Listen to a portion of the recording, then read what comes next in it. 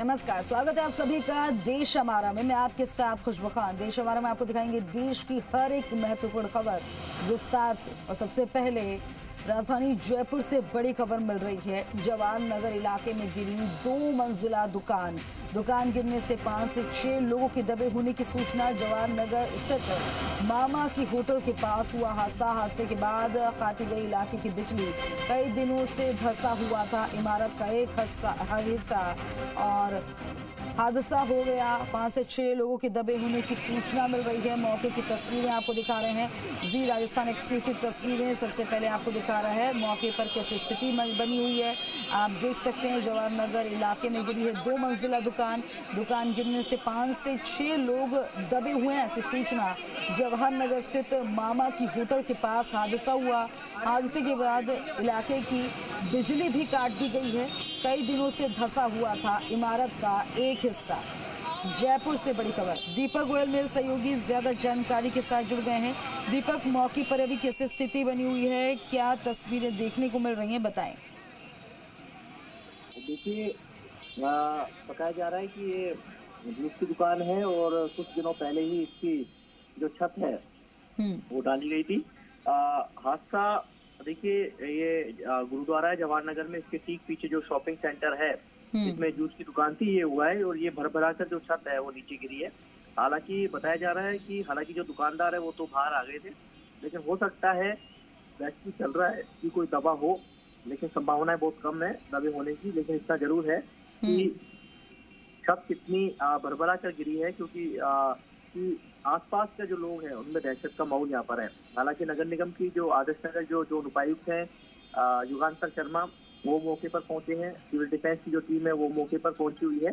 और सबसे पहले जो प्राथमिकता है कि यदि कोई रेस्क्यू करने की, यदि कोई उस मलबे के नीचे तो कोई दबा हुआ नहीं है, क्योंकि बताया जा रहा है कि ये शॉपिंग सेंटर के अंदर ही ये दुकान है और जवाहर नगर शॉपिंग सेंटर है, तो उसी के पास हो सकता है कोई आसपास बैठा हो और वो व्यक्ति दबा हो, तो उसका सर्च यहाँ पर किया जा रहा है। हालांकि ये आसपास के जो लोग हैं, वहाँ के स्थानीय जो पार्षद हैं वो मौके पर है। उनका यही कहना है कि संभावना लोगों की कम है तो मलबे के नीचे दबे होने की, क्योंकि सभी लोग हैं वो बाहर आ गए थे। लेकिन इतना जरूर है कि जयपुर के निर्माणाधीन बिल्डिंग और जो बारिश आई है, ये बारिश इतनी तेज थी कि ये अधिकतर जो जगह मकान गिरने की जो घटनाएं, या कह सकते हैं कि धंसने की जो खबरें हैं वो लगातार इस बारिश के बाद में आने लगी। और यही कारण है कि हाल में बताया जा रहा है कि रक्षाबंधन के आसपास एक जूस की दुकान जो संचालक है उसने अपनी छत का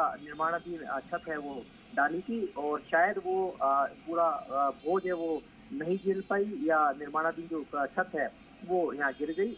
लेकिन अभी पूरा रेस्क्यू के बाद ही ये स्थिति साफ हो पाएगी कि क्या कोई लोग मौके पर रेस्क्यू की कौन सी टीम पहुंची है या बुलाई गई है? देखिए, कलेक्ट्रेट कंट्रोल रूम को इसकी सूचना मिली थी। मौके पर सिविल डिफेंस की जो टीम है वो मौके पर पहुंची है। निगम का जो अमला है वो वहाँ पर मौजूद है।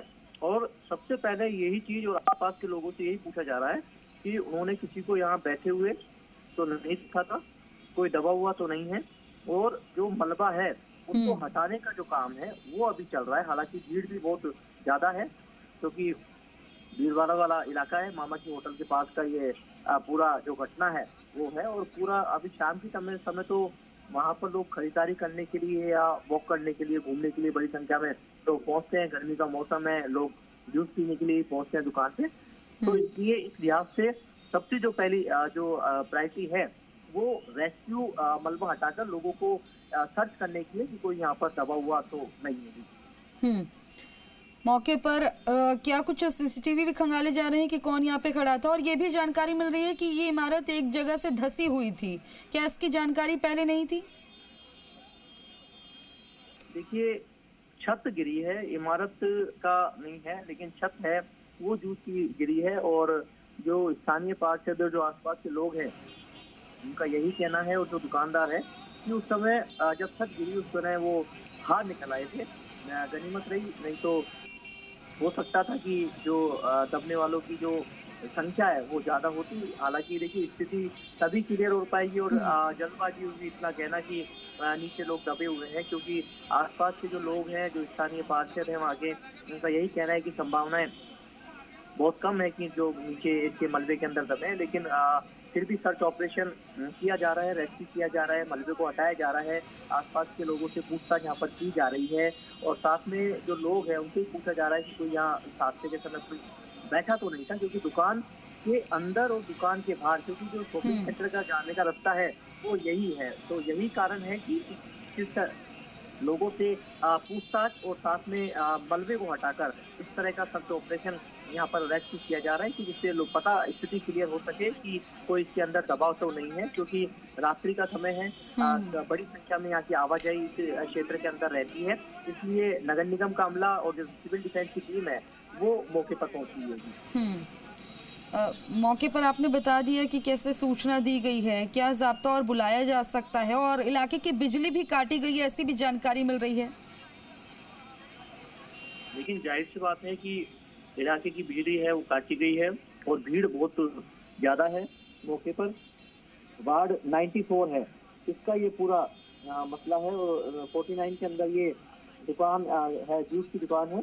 और कह सकते हैं कि जो लोगों की दबे होने की सूचना प्रारंभिक तौर पर यहाँ पर कंट्रोल रूम पर मिली थी कि लोग यहाँ पर दबे हुए हैं, लेकिन इतना जरूर है कि हम भी प्रार्थना करते हैं कि कोई लोग ऐसी घटना नहीं हो और कोई लोग नहीं दबे, क्योंकि इस तरह की जब घटनाएं होती है। और देखिए जयपुर के अंदर सबसे बड़ी बात है कि जो अवैध निर्माण है वो बड़ी संख्या में है, उनकी फहरिस्त लंबी है। या तो वो बिना अनुमति के निर्माण करते हैं, या जो पैरामीटर्स जो तय किए हुए हैं, जो नगर पालिका या बायलॉज में जो है उसका वो उल्लंघन करते हैं। ये सबसे बड़ा जयपुर के अंदर सबसे बड़ा कारण है कि गगनचुंबी जो इमारतें हैं वो बिना परमिशन के, बिना लेआउट प्लान के, बिना नक्शे पास कराए और गगनचुंबी इमारतें हैं वो खड़ी होती जा रही है। और जब कभी हादसा होता है या शिकायत होती है तो उनको सीज करने की कार्रवाई